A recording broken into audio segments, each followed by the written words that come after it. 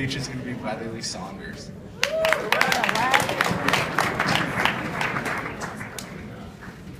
Good morning.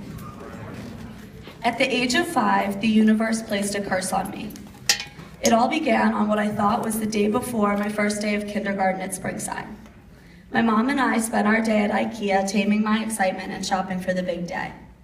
It turns out that while I was shopping with my mom for school supplies, my kindergarten classmates were already putting these supplies in their newly assigned cubbies and getting situated for the first day of school. I had missed the first day of kindergarten. My mom got a call from Miss McKenna that evening asking why I had missed the first day and if I was okay.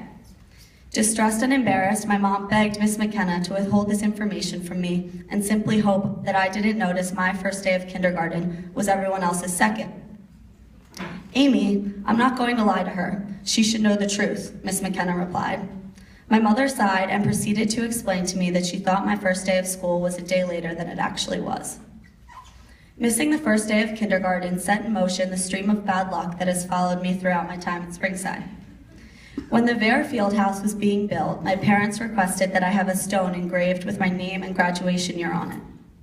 This stone would forever mark my legacy and time spent at Springside.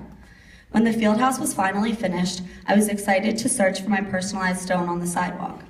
I ran up to the field house to notice a stone right outside the entrance that read, Weatherly Saunders, 2016. Sophomores, please welcome me as an honorary member of your class. I expect to join you at graduation in 2 years. Unfortunately, the incorrect stone marking my legacy at Springside will forever remain outside the field house and cannot be fixed.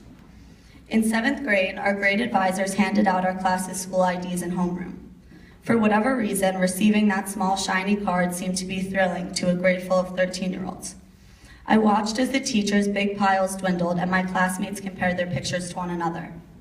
In a few moments, all of the teachers stood empty-handed at the front of the room.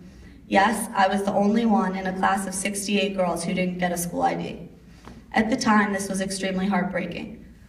This fall, when the Lifer Assembly approached, my expectations were set extremely low. My friends and I joked about how my name would either be forgotten at the assembly or my pen would be misplaced.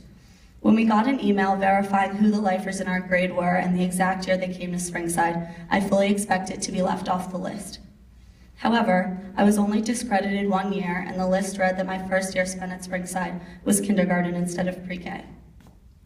A renowned writer, Robert Fulgham, wrote a book titled, All I Really Need to Know I Learned in Kindergarten. Unfortunately, I'm still trying to figure out what happened on that mysterious first day of kindergarten, but I have made it this far without knowing.